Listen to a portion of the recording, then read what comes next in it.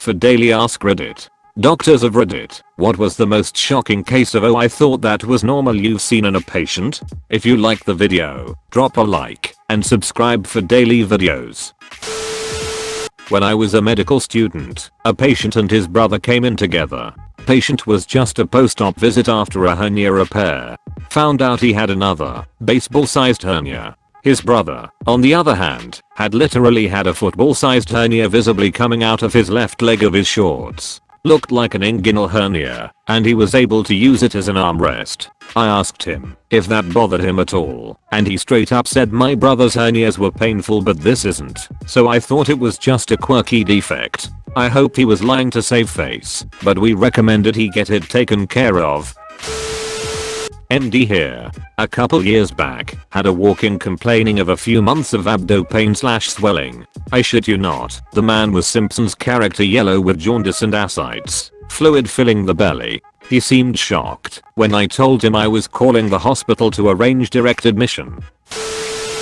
When I was a med student we visited a clinic in the country where I studied. Lots of people get horrible injuries and use the local elixir of dirt / motor oil / spit from the local old lady to patch up an exposed arm bone or whatever. Had one woman in her 20s come in with a fungating breast cancer that looked like a hard mushroom / mold growing through the skin and to the outside world constantly bled anytime you touched it. Her family shamed any injuries or impurities, and she thought she just needed to keep it covered until it got better. Not a doctor, but related story of major illness undetected. My son, 13-yo, complained to me that his scrotum was unbearably itchy. I figured probably sweat, told him to wash the area thoroughly and make sure to dry well, maybe dust some baby powder on there too. A couple of days later he said it was still itchy and getting bigger. Bigger? He showed me his visibly swollen scrotum. No pain or anything, just itchy and swollen. So that's not good, but I didn't think it was anything more than a sweat rash that maybe needed some ointment. We go to the doctor and are sent off for an ultrasound. The scan shows zero blood flow to the area, immediate transfer to the emergency room. He goes in for emergency surgery, where the urologist surgeon removes one necrotic testicle. It had become randomly twisted, testicular torsion, and died at least a week prior according to its necrotic state. The swelling was a major infection setting in. The itchiness was caused by the infection and skin stretching. He had no pain whatsoever, and the doctor said that was amazing. For most boys, torsion feels like being kicked in the nuts continuously, and by the infected stage he was indeed expect crying and screaming level of pain. Much longer and he could have developed sepsis. We just thought it was a bit of a rash that got out of hand, and are lucky I took him to the GP and didn't just go buy ointment OTC as I had thought of doing. He had a follow-up surgery a month later to insert a fake testicle and to stitch his remaining live testicle to the scrotum wall so it can't commit seppuku like its brother.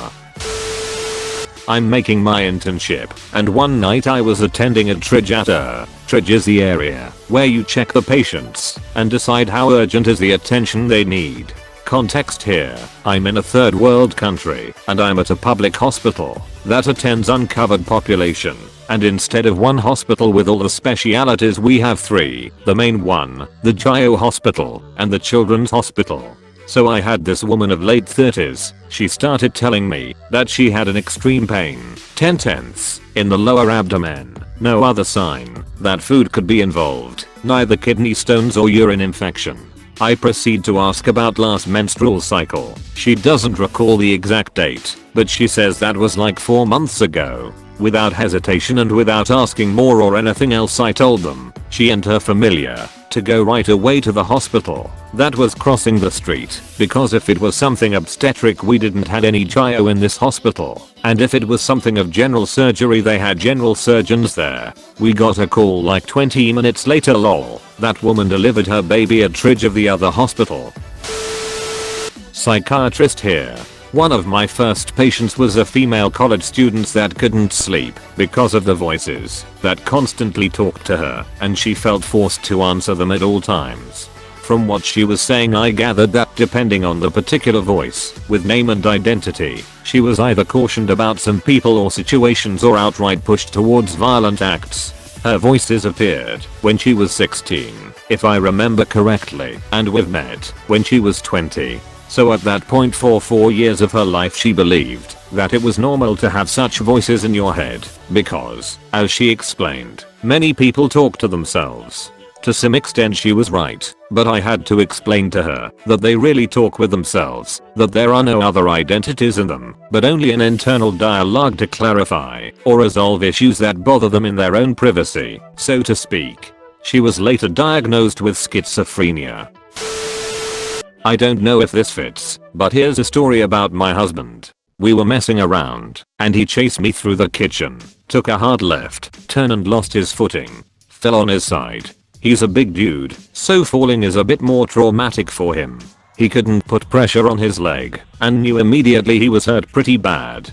He was able to crawl to the couch, and once settled, said he wasn't in too much pain. He decided to sleep on the couch that night, so he wouldn't have to go upstairs. We made an appointment in the morning for the so we wouldn't have to sit there all day, but they didn't have an opening until 2, so we just hung out at the house. He was in a decent amount of ambient pain, but it didn't seem emergent.